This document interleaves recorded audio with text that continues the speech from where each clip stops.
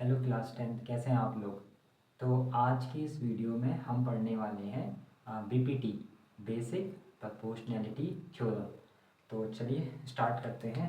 आज का हमारा टॉपिक रहेगा बीपीटी। ठीक है। तो यहाँ पे ना मैं आपको थोड़ा सा इंट्रोडक्शन देना चाहूँगा बीपीटी के बारे में। मैं आपके लिए बीपीटी की दो वीडियोस लेके आऊँगा। आज ये पहली वीडियो और एक वीडियो इसके बाद। मैं क्या करूँगा ना, पहली वाली वीडियो में मुझे मालूम है यहाँ से एग्ज़ाम में क्वेश्चन आता है state and proof BPT, but मैं आज क्वेश्चन के अकॉर्डिंग बीपीटी नहीं कराऊँगा। मीन्स आज मैं क्या करूँगा, कॉन्सेप्ट पे ज़्यादा ध्यान दूंगा। तो ये वीडियो आपके सिर्फ समझने के लिए होगी, बीपीटी को रियल में समझने के लिए। और जो मैं इसके बाद अगली वीडियो लेके आऊँगा बीपीटी की, वो होगी कि स्मार्टली बीपीटी का स्टेटमेंट क्या है और एग्ज़ाम में कैसे प्रूफ करते हैं, मन में क्या थॉट्स आने चाहिए।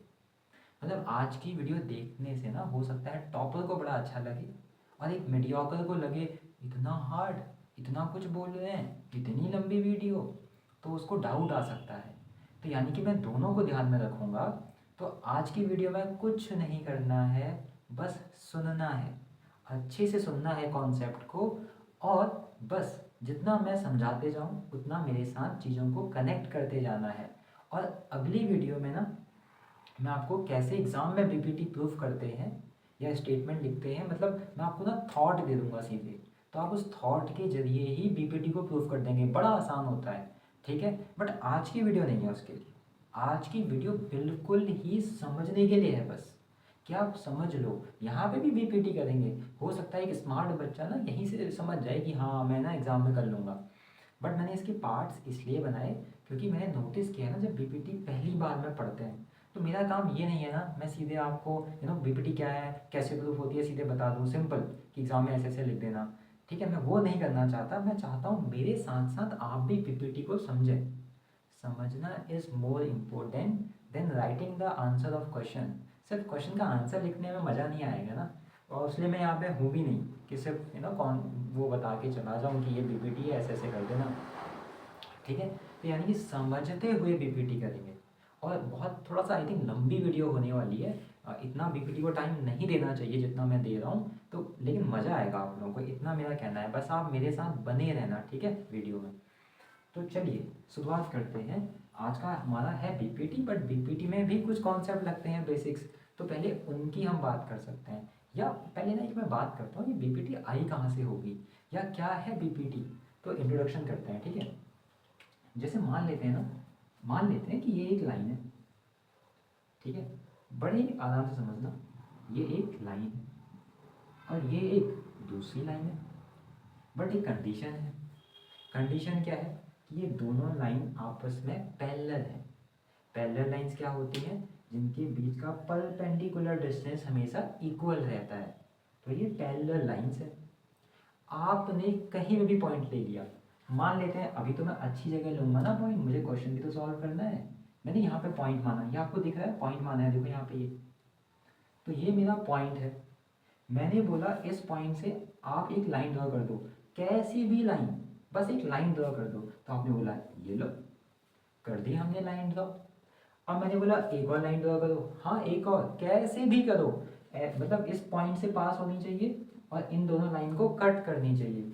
आपने बोला ये लो, मैंने कर दिया कट। यानी कि मैंने आपसे अभी क्या करवाया, दो पैरेलल लाइंस को एक एक्सटर्नल पॉइंट से कट करवा दिया, कट करवा दिया। ये सब चीज़ें ऑब्जर्वेशन के थ्रू आती हैं। अब मान लेते हैं ना, मैं अभी के लिए आपको बोल देता हूँ, इस पॉइंट को ना आप ए मान लो, ए मान लेते हैं। इस वाले पॉइंट को आप बी मान लो, इस वाले पॉइंट को आप सी मान लो, मान सकते हैं ना। इस वाले पॉइंट को पी मान लो, इस वाले पॉइंट को क्यू मान लो, क्यू क्यू। और आपने स्केल को लिया, स्केल से इसका मेजरमेंट किया। ये मैं नहीं बता रहा हूँ आपको, ये मेजरमेंट करके आती है चीज़ें। अभी मैं ना एक डाटा ले रहा हूँ खुद से, अपने मन से। आप जब रियल लाइफ में भी करोगे ना, जैसे आपने अगर ये बनाया होगा, आप स्केल से मेजर करना। क्या मेजर करना, आप ए बी को मेजर करना कितना आया, ठीक है। फिर आप एक बार पी बी को मेजर करना, कितना आया। फिर एक बार आप ए क्यू को मेजर करना और एक बार आप क्यू सी को मेजर करना। ठीक है, टेंशन तो नहीं है यहाँ तक? ये हाँ ठीक है, सही है। अगर मैं आपसे बोलूँ अभी तो ऑब्जर्वेशन है ना, तो मैं तो कहाँ स्केल से मेजर करूँगा, तो मैं ना अपने मन से डाटा दे रहा हूँ। जैसे मैंने देखा कि जो ए पी है ना वो 8 सेंटीमीटर है और जो पी बी है ना वो 4 सेंटीमीटर है। ठीक है, पी बी यहाँ से यहाँ तक। आपने जब ए क्यू को मेजर किया तो वो 6 सेंटीमीटर है और जब आपने क्यू सी को मेजर किया स्केल से तो वो 3 सेंटीमीटर है। तो यहाँ पे एक आपको ना बात देखने को मिलेगी, वो बात ये, आप इन दोनों का रेशियो निकालो। क्या आ रहा है इन दोनों का रेशियो? 2/1 आ रहा है ratio, A P upon P B का रेशियो देखो। और यहाँ भी रेशियो कितना आ रहा है देखो आप, 2:1, ए क्यू अपॉन क्यू सी का रेशियो। तो मैं ये समझ पा रहा हूँ ये ना हर बार आएगा जब जब आप ये एक्सपेरिमेंट करोगे। हाँ एक्सपेरिमेंट है ये, जैसे साइंस में एक्सपेरिमेंट होते हैं, ये भी ऑब्जर्वेशन है। एक्सपेरिमेंट तो क्या, ऑब्जर्वेशन है और हमेशा ट्रू है। आपकी वैल्यू चाहे पॉइंट में आए कैसे आए, इनका रेशियो सेम आएगा। जरूरी ये नहीं है कि वो 2/1 आए, बट जो भी आएगा इसका वही आएगा उसका। तो बीपीटी पता है क्या है? बीपीटी में कंडीशन क्या है कि पहले से ये कंडीशन है, if P Q is parallel to B C. ये पहले से गिवन है, ये पहले से गिवन है कि दो लाइन आपस में पैरेलल हैं। देन जो रेशियो है ना A P upon P B का, वो रेशियो इक्वल होता है A Q upon Q C के। This is called BPT. खत्म बीपीटी। मतलब अगर दो लाइन आपस में पैरेलल हैं, एक्सटर्नल पॉइंट से कट करने वाली लाइन के रेशियोज आपस में इक्वल होते हैं। This is BPT. सिंपल, यानी कि इस वाली साइड का रेशियो इस वाली साइड के रेशियो के बराबर होगा, इक्वल होगा। सिंपल, बीपीटी खत्म। खत्म नहीं, समझाने वाली खत्म। तो आपने देखा मैंने शुरुआत कैसे करी थी, दो लाइंस हैं। आपने नोटिस किया बीपीटी में एक ट्राइंगल बन गया। अगर देखा जाए तो बीपीटी मोस्टली ट्राइंगल में ही लगती है। ये इसकी लिमिटेशन भी है, कर्व्ड लाइन में नहीं लग पाएगी, मल्टीपल पॉलीगन में नहीं लग पाएगी। अगर पॉलीगन बहुत बड़ा पॉलीगन है उसमें बीपीटी नहीं लग पाएगी, ऑल्दो हमारा चैप्टर में अभी नहीं है वो सब चीज़ें। बीपीटी का यूज़ क्या है पता है? जितनी भी चीज़ें सिमेट्रिकल होती हैं, खासकर अगर लाइन सेगमेंट और ट्राइंगल से बनी है, तो उनमें ना ये रेशियो हमेशा इक्वल आता है। रेशियो इक्वल आता है, जैसे इसका और इसका रेशियो, इसका और इसका रेशियो, जैसे यहाँ इक्वल आया ना 2:1। जब हम अपने घर में भी ड्राइंग या रंगोली वगैरह करते हैं तो मेजरमेंट के साथ करते हैं। मीन्स जितनी भी सिमेट्रिकल चीज़ें होती हैं, हमारे खिड़की का पैटर्न, हमारे डोर का पैटर्न, मतलब जितनी भी चीज़ें हम अपने घर में भी रखते हैं सजाने वाली, वो अच्छी इसलिए लगती है क्योंकि वो सिमेट्री में होती है। लाइक घर का मैट, घर की जो बेडशीट होती है वो भी। तो ये सारी चीज़ें सिमिलैरिटी को दिखाती हैं, सिमिलैरिटी को दिखाती है। तो वहाँ पे उसका एप्लीकेशन है। फिलहाल हम वापस आते हैं, हमने बीपीटी को ऊपर ऊपर समझा थ्रू एक्टिविटी। अब मैथमेटिशियन आएंगे, थेल्स भैया आएंगे, थेल्स सर आएंगे और अपनी थ्योरम देंगे। उसको या तो थेल्स थ्योरम कहते हैं या फिर बीपीटी कहते हैं, बेसिक प्रपोर्शनैलिटी। प्रपोर्शनैलिटी है ना, 1/2/1 2/1 की, तो बेसिक प्रपोर्शनैलिटी थ्योरम भी बोलते हैं। तो आई होप मैं ना ऊपर ऊपर समझा पाया ना आपको एक्टिविटी के थ्रू। आया, मज़ा आया? चलिए आगे बढ़ते हैं। तो सर क्या अब हम बीपीटी पढ़ेंगे? नहीं भाई, अभी बीपीटी नहीं, अभी हम पढ़ेंगे बीपीटी में लगने के लिए, क्योंकि हमें बीपीटी को ना प्रूव भी करना पड़ेगा। तो पहले हम क्या पढ़ेंगे, बीपीटी के पीछे कुछ कॉन्सेप्ट लगेंगे, वहाँ समझाने में मुझे दिक्कत आएगी, तो मैं यहीं समझा देता हूँ। क्या समझाना चाहते हो सर आप हमें? मैं आपको ये समझाना चाहता हूँ, जैसे ये मैंने एक ट्राइंगल लिया, ये ट्राइंगल लिया, ट्राइंगल की एरिया का फॉर्मूला पूछना चाहता हूँ। आप लोग भाई उनको लिख लेना, ये आगे जाके काम आएंगे। पूरा लिख देता हूँ भाई लोगों, एरिया ऑफ ट्राइंगल। तो एरिया ऑफ ट्राइंगल का फॉर्मूला बच्चे बच्चे को पता है क्या होता है, हाफ बेस इंटू हाइट। पढ़ पढ़ के थक गए हैं सर, इतनी बार पढ़ लिया है, half into base into height. तो मेरा सवाल है कि अगर मैं बेस इसको मान, ये अगर मेरा बेस है, तो आप मुझे हाइट बता सकते हो कौन होगी? हाइट ये होगी, देखो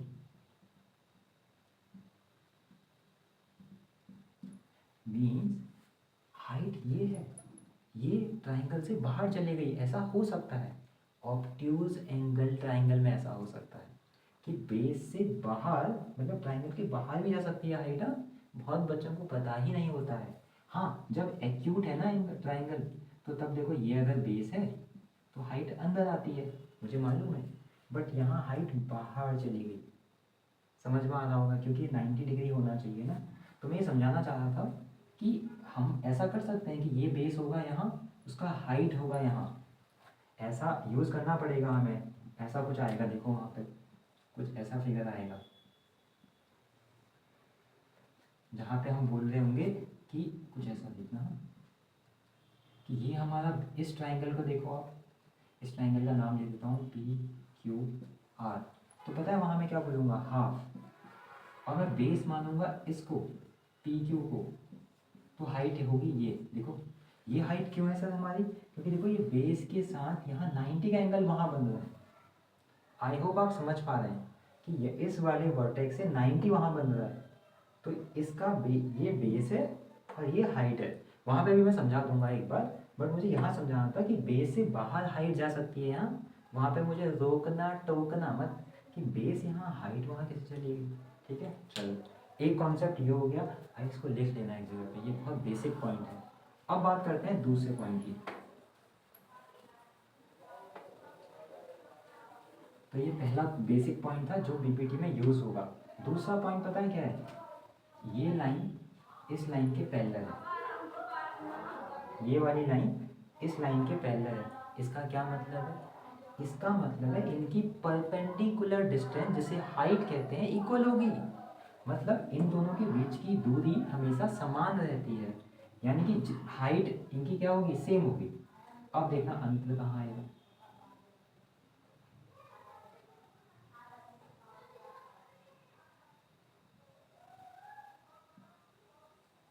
सुनना ध्यान से, मैंने बोला ये पॉइंट है मेरा पी क्यू, ये है बी और ये है सी।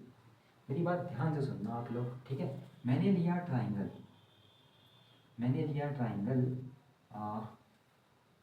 मैंने ट्राइंगल लिया P B Q, P B Q लिया, पी बी क्यू। आप बोलेंगे ट्राइंगल का फॉर्मूला क्या होता है? एरिया ऑफ ट्राइंगल लिख देते हैं, ठीक है? Area of triangle P B Q, half base into height. सही बात है। अच्छा, अब मैं यहाँ पे बात कर लेता हूँ एरिया ऑफ ट्राइंगल। मैंने जैसे यहाँ ये लिया तो मुझे लेना है B Q C, B Q C. Formula तो सेम रहेगा, हाफ बेस इंटू हाइट। एक बार ना एक काम करता हूँ, आप ना नोटिस कर पाना, पी बी क्यू बनाना, देखना पी बी क्यू। तो ये वाले ट्राइंगल की बात हो रही है, देखो दिख रहा होगा आपको, ठीक है? अब यहाँ देखो कौन सा ट्राइंगल की बात हो रही है? B Q C. अब बी क्यू सी को मैं ब्लू पेन से बना रहा हूँ, अगर आपको दिखेगा। देखो बी ये है, क्यू ये है और सी ये है। इसके ऊपर ना कुछ ऐसा बनाता हूँ, देखो ये, ताकि आपको ना ट्राइंगल दिखा पाऊँ। बस ट्राइंगल दिखाने के लिए कर रहा हूँ ऐसा। ये देखो, ठीक है? और एक ट्राइंगल ये वाला था, ठीक है? मैंने सही लिया गलत लिया? सही ले लिया, सही है, ठीक है? ओ, गलत ले लिया मैंने, इसको मैंने गलत ले लिया। मुझे लेना था P Q C, sorry sorry sorry sorry, इसको थोड़ा चेंज करना पड़ेगा।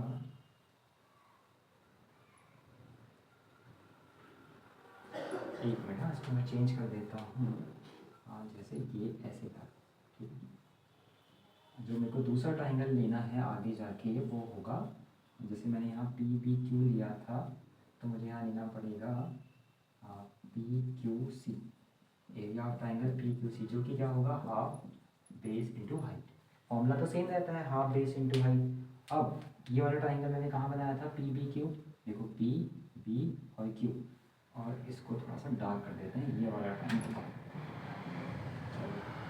और दूसरा ट्राइंगल कौन सा आ रहा है?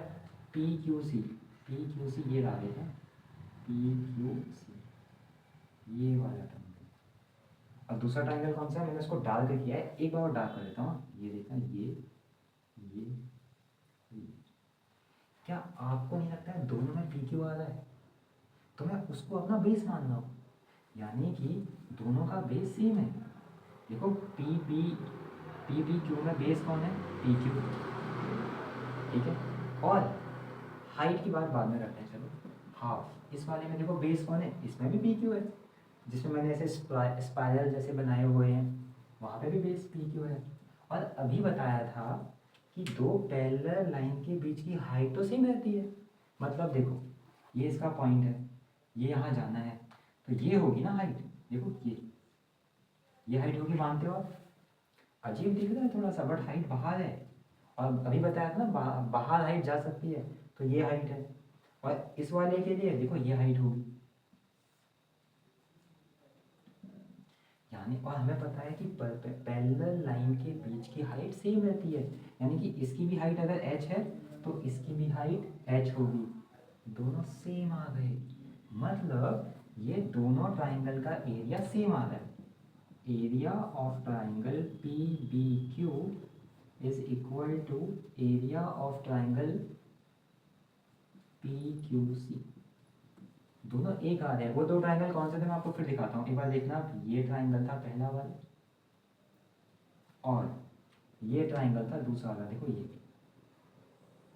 दोनों में ये है बेस, और दोनों का हाइट सेम होगा क्योंकि दोनों पैरेलल लाइंस के बीच में है, तो ये दो कॉन्सेप्ट यूज़ होंगे आगे चल के, वहाँ तो हम इतना नहीं बताएंगे, बट लिख देंगे बेस और हाइट दोनों सेम है, जिस वजह से दोनों ट्राइंगल का एरिया सेम आएगा, तो वहाँ ये यूज़ होगा, आपको दिक्कत तो नहीं होगी ना, मैं समझा पाया ना आपको कि बेस और हाइट इक्वल होने की वजह से एरिया ऑफ ट्राइंगल इक्वल आ गया।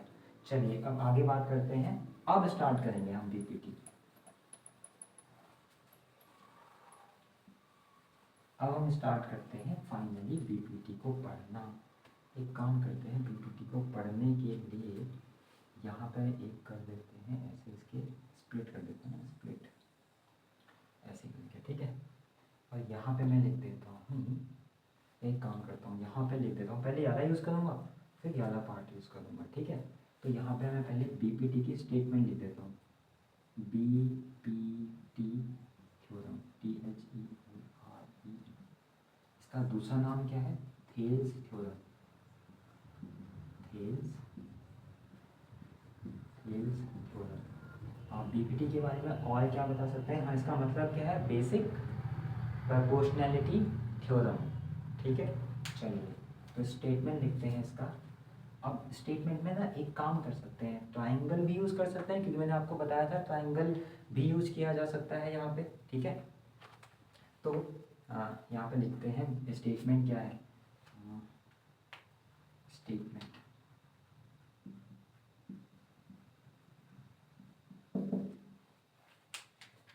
स्टेटमेंट तो ठीक है, अभी लिख देते हैं, if a line is drawn, if a line is drawn PARAL parallel to the, if a line is drawn drawn parallel to the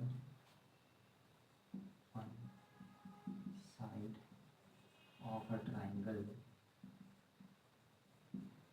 one side of a triangle to, oh sorry, to intersect, to intersect other two sides, other two sides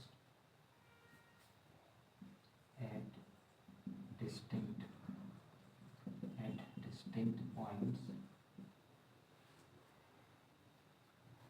then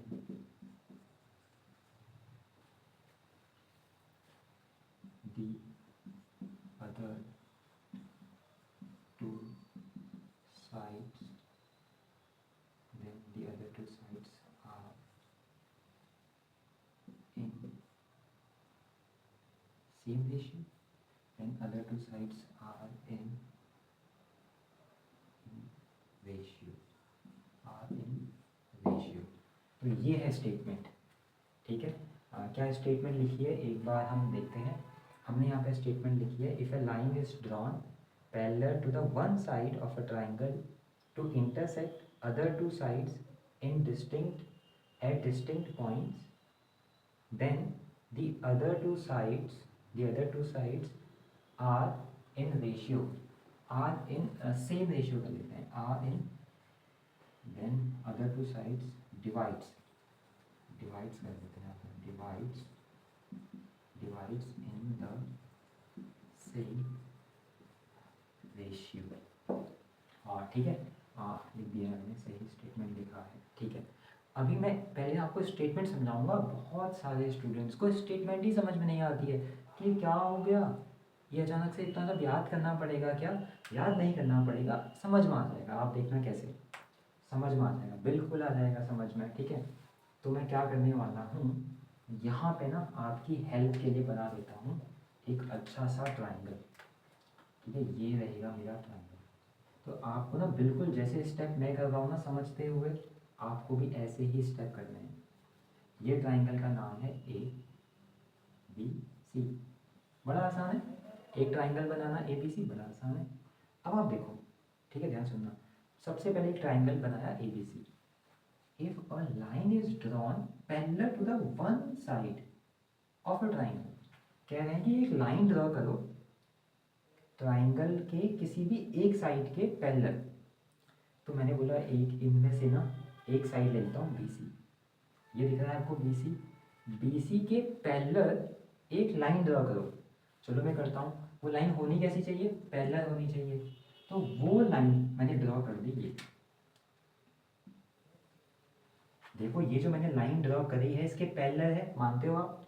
दिख रही है ना, parallel है।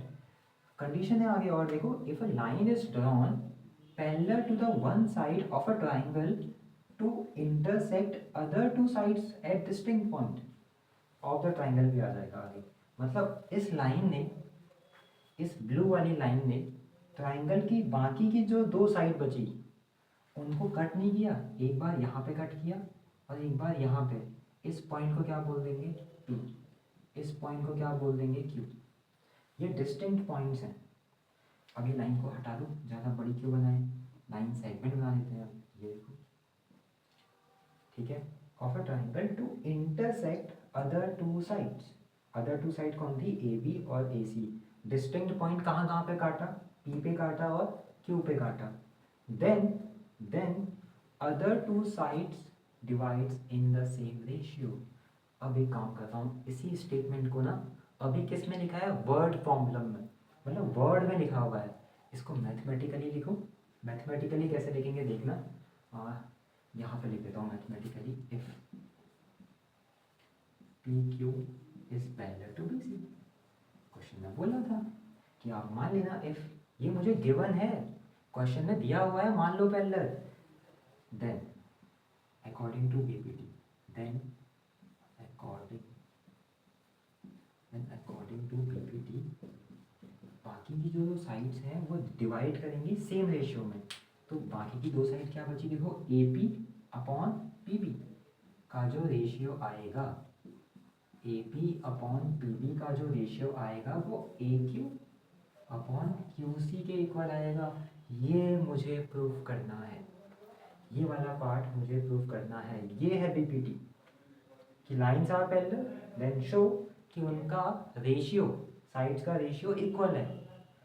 यहाँ पे statement खत्म हो गई, डायग्राम आपको समझ में आया होगा। अब हम करते हैं इसका प्रूफ। तो यहाँ पे मैं स्टार्ट करता हूँ इसका प्रूफ। ठीक है, प्रूफ, चलिए प्रूफ करते हैं। प्रूफ से पहले है कंस्ट्रक्शन। चलिए, तो इसका कंस्ट्रक्शन बनाना पड़ेगा। तो क्या करना है, देखो कंस्ट्रक्शन बड़ा आसान है। इस P से एक लाइन ड्रॉ करनी है परपेंडिकुलर। देखो कंस्ट्रक्शन है, P से एक परपेंडिकुलर लाइन ड्रॉ करी, कहाँ पे? Q पे, ए क्यू पे। तो इस पॉइंट का नाम मैंने क्या दिया? N। ठीक है, और एक परपेंडिकुलर लाइन ड्रॉ करनी है इस Q से, मतलब ये परपेंडिकुलर लाइन होगी, ये कितना होगा? N। ठीक है, और अब इन दोनों को मिला दो ऐसे करके। मैं आगे जाके बताऊंगा। ये ट्राइंगल बनाया है हमने, देखो ट्राइंगल का नाम है ट्राइंगल बी क्यू पी, और आगे जाके जरूरत पड़ेगी इस ट्राइंगल की। अब बात करते हैं लॉजिक की, जो मैं हमेशा आपसे बोलता हूँ लॉजिक लगाओ लॉजिक लगाओ।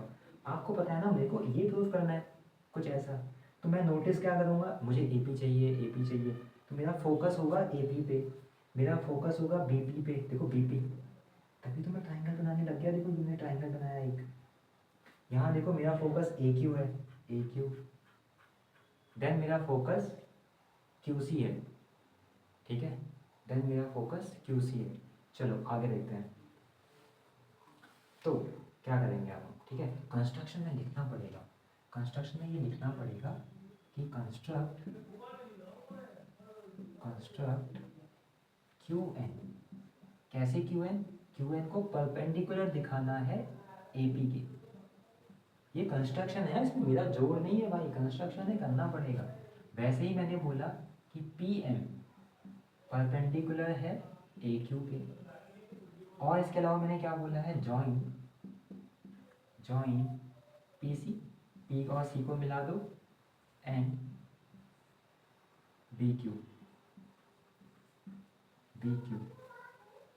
ठीक है। चलिए आगे देखते हैं। तो यहाँ पे अब हम शुरू करने वाले हैं अपना आंसर। तो देखिए क्या करेंगे, सबसे पहले ना मैं निकालना चाहूँगा area of triangle A P Q. क्या निकालूंगा, ट्राइंगल ए पी क्यू का एरिया, और आगे जाके ना दोबारा निकालूंगा area of triangle A P Q. आप बोलोगे सर दो बार क्यों लिख रहे हो, सेम चीज़ लिखनी है, मेरे को जरूरत पड़ेगी आगे चल के। कैसे देखना, यहाँ पे area of A P Q का formula half base into height, यहाँ पे formula half base into height.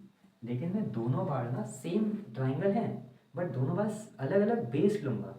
देखना पहले वाले में हाफ, मैंने बेस माना ए पी को। आप पूछो ए पी को क्यों मान रहे हो, आप देखो मुझे क्या प्रूव करना है, उसमें ए पी है ना, तो मैंने ए पी को अपना बेस माना ट्राइंगल ए पी क्यू के लिए। तो मेरा बेस जब ए पी है, उस बेस पर हाइट कौन है, बताओ बताओ, ये मेरा बेस है ना, क्या इस पे हाइट क्यू एन नहीं है, क्यू एन इस पर हाइट है, इस वाली बेस पे हाइट है क्यू एन, तो यहाँ पर मैं लिखूंगा क्यू एन। इतना ही करना था, रुक जाओ, ठीक है। अब यहाँ आ जाओ, हाँ अब मैं बेस ले रहा हूँ, देखना इसी ट्राइंगल ए पी क्यू में मैंने ले ली इस बार ए क्यू। आप पूछोगे ए क्यू क्यों ले रहे हो सर, देखो आगे जाके ए क्यू दिखाना है मुझे। तो मैंने इस बार बेस लिया ए क्यू को, और जब बेस ए क्यू है तो उस पर परपेंडिकुलर कौन है, पी एम, पी एम। तो चलिए यहाँ पे लिखेंगे पी एम, और ये दोनों ही area of triangle A P Q है, तो दोनों तो इक्वल होनी चाहिए ना, दोनों तो इक्वल होने चाहिए। चलिए यानी कि आगे चल के इक्वल की बात करेंगे। अब मैं ले रहा हूँ अगला ट्राइंगल, जिसका नाम है ट्राइंगल यानी कि एरिया ऑफ ट्राइंगल, और मैं ले रहा हूँ triangle P Q B, P Q B. और यहाँ पता है कौन सा ट्राइंगल लूँगा, area of triangle P Q C. यहाँ कौन सा लिया, पी क्यू बी, बट यहाँ कौन सा ले रहा हूँ, P Q C. Sir formula तो सेम होता है, half base into height sir formula तो सेम होता है, half base into height sir. अब क्या करेंगे सर, देखना हाफ बेस कितना है। अब क्वेश्चन आता है सर एक मिनट रुक जाओ, पी क्यू बी है कहाँ, दिखाओ हमें, पी क्यू बी, और मैं अपना बेस मान रहा हूँ किसको, पी बी को। मैंने अपना बेस इसको माना, देखो पी और बी को। आप पूछो क्यों मान रहे हो, पता है क्यों मान रहे हो, क्योंकि आगे जाके मुझे पी बी चाहिए अपॉन में। तो यानी कि मैंने जब अपना बेस पी बी को माना, क्या कोई है जो बता पाए कि उस पर हाइट कौन है। अगर ये बेस है, यहाँ से आएगी ना, ये क्यू एन है, क्यू एन है हाइट। मुझे पता है आपको बहुत अजीब लग रहा है, मैंने बताया ना बेस से आगे भी जा सकती है हाइट, किसमें, ऑब्ट्यूज एंगल ट्राइंगल में। और देखो यही ट्राइंगल था ना पी क्यू बी, तो क्यू से आती है हाइट, तो वो क्यू एन है, तो यहाँ पे आएगा क्यू एन। और जो मैं आपके लिए अगली वीडियो लाने वाला हूँ ना, जिसमें आपको एकदम सोचना ही नहीं पड़ेगा, पता है वो क्या होने वाली है, थोड़ा समझाता हूँ। देखो यहाँ हाफ से हाफ कटेगा करके, क्यू एन से क्यू एन कटेगा, क्या बचेगा, A P upon P M. But भाई मुझे पी एम तो चाहिए नहीं, ये मैंने यहाँ गलत लिख दिया ना, पी एम नहीं था भाई, ये पी बी था, यहाँ पे क्या था, P B, sorry P B upon Q N था। देखो ये A P upon P B चाहिए, ए पी अपॉन पी, आ रहा है समझ में, आ रहा है। चलो यहाँ देखते हैं हाफ, मुझे लग रहा है आप आंसर दे दोगे इस बार। पी क्यू सी में मैं किसको मानूंगा बेस, किसको मानूंगा बेस, क्यू सी को। और जब मैंने क्यू सी को बेस माना, इस क्यू सी पे हाइट कहाँ है, देखो ये रही हाइट, कौन, P M, P M. Half से हाफ कटेगा, पी एम से पी एम कटेगा, क्या बचेगा, A Q upon Q C, A Q upon Q C. आया मजा। चलिए अब मैं पता है क्या लिखवाने वाला हूँ, यहाँ पे ये लिखवाने वाला हूँ कि जो area of triangle P Q B है वो इक्वल होगा area of triangle P Q C के। क्यों, क्योंकि ये दोनों जो ट्राइंगल बने हैं वो बिटवीन द पैरेलल लाइंस बने हैं। ये जो दो ट्राइंगल बने हैं, एक बार देखो P Q B, P Q B, और एक बार देखो P Q C, P Q C, दोनों पैरेलल लाइन के बीच में बने हैं। इसका क्या मतलब है, दोनों की हाइट सेम और दोनों का बेस कॉमन है, तो उनका एरिया इक्वल होगा, क्योंकि half base into height formula होता है। यहाँ पे बोल दूंगा, यहाँ पे मैं लिख दूंगा because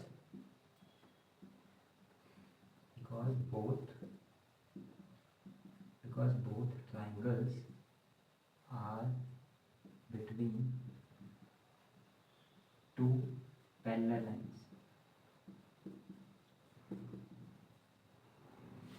therefore height is same and base is common।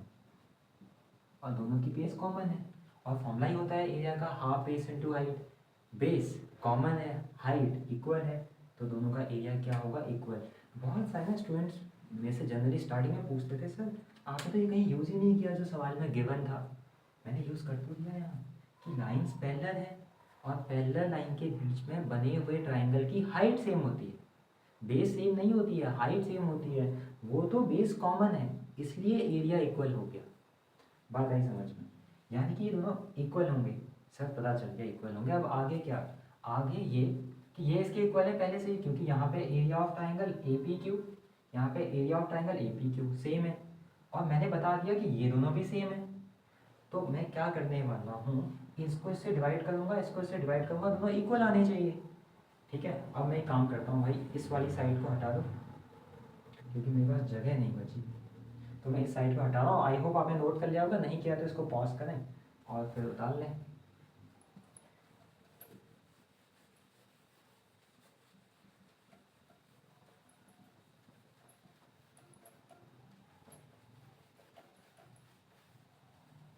चलिए देखना, मैं ये कहना चाह रहा हूँ ना कि एरिया ऑफ, यहाँ से लूँगा मैं triangle A P Q upon area of triangle P Q B equal होगा area of triangle A P Q upon area of triangle P Q C. हाँ या ना, क्योंकि ये इसके इक्वल पहले से है और मैंने प्रूव कर दिया कि ये वाला ट्राइंगल इस ट्राइंगल के इक्वल है, तो उनका रेशियो भी तो इक्वल आएगा। ये बात समझ में आई। अब वैल्यू पुट करनी है और फिर तलवारें निकाल देनी है, काटेंगे आंसर आ जाएगा। ठीक है, area of triangle A P Q कितना आया है, देखो यहाँ से half A P upon sorry into Q N divided by half P Q B कितना आया है, half P B into Q N is equal to, यहाँ area of triangle A P Q कितना आया, देखो half A Q upon P N, और यहाँ पे हम लिखेंगे half Q C into P N. अब आप देखो ये निकल गई है तलवार, ये हाफ से हाफ कटा, ये क्यू एन से क्यू एन कटा, हाफ से हाफ कटा, पी एम से पी एम कटा, क्या बचा आपके सामने, आपके सामने बचा A P upon P B. अच्छा सा लिख देते हैं, P B is equal to A Q upon Q C. यही तो हमें प्रूफ करना था कि जो साइड्स का रेशियो है वो इक्वल आता है। तो यहाँ पे पीपीटी खत्म होती है। हमने बिल्कुल आई थिंक अच्छे से समझा और आपके रियल में आई थिंक समझ में आया भी होगा। क्या इस पॉइंट पे डाउट रह गया? इस वाले पॉइंट पे ये इसके इक्वल है और ये इसके इक्वल था, तो दोनों का रेशियो भी तो इक्वल होगा। समझ पा रहे होंगे आप? तो यहाँ से आई होप समझ में आ गया होगा अच्छे से। मैं एक बार स्क्रीन खाली कर देता हूँ आपके लिए। तो हाँ ठीक है, आ ही गया होगा समझ में। तो आज की इस वीडियो में हमने क्या किया? आज की इस वीडियो में हमने अच्छे से लाइक मैंने तो अपना बेस्ट दे दिया भाई। ठीक है कि बीपीटी में समझा सकता था जिस तरीके से आपको या जिस तरीके से मुझे आती है, मैंने यहाँ पे बिल्कुल ही कोशिश करी है कि मैं कोई भी पॉइंट छोड़ूँ ही ना। मेरा एम ये नहीं रहता है जब मैं वीडियोस बनाता हूँ यहाँ पे कि ना मैं आपको वो चीज़ें करा दूँ, सिर्फ करा दूँ नहीं रहता है। मुझे रहता है कि एक अगर वीक बच्चा भी यहाँ पे है कोई बैठा हुआ, तो ना उसके भी चीज़ें समझ में आ जाएँ, कुछ छूटे ना। बट हो सकता है इसके बाद भी कुछ चीज़ें छूट गई हों, तो आप मुझे ना कमेंट करके बता सकते हैं कि ये वाला पॉइंट समझा दो, या जो भी आपको ना लगता है कि मैं इम्प्रूव कर सकता हूँ तो आप मुझे वो भी बता सकते हैं। तो ठीक है, यहाँ पे बीपीटी थेल्स थ्योरम हो गई है और अब हम इसको कल, अब वैसे आपको आइडिया लग गया होगा ना कुछ बच्चों को कि मैं जब शॉर्टकट में बताऊँगा तो बिल्कुल मेरा आंसर ओरिएंटेड दिमाग रहेगा कि मुझे क्या प्रूफ करना है और मैं वो कैसे लाऊँ, सब कटना ही है। तो ये वाला बचेगा और ये हाफ बेस इंटू हाइट है। तो आई थिंक आप समझ पा रहे हैं। तो चलिए आज की इस वीडियो में इतना ही रखते हैं, मिलते हैं आपसे किसी और वीडियो में, तब तक के लिए गुड बाय।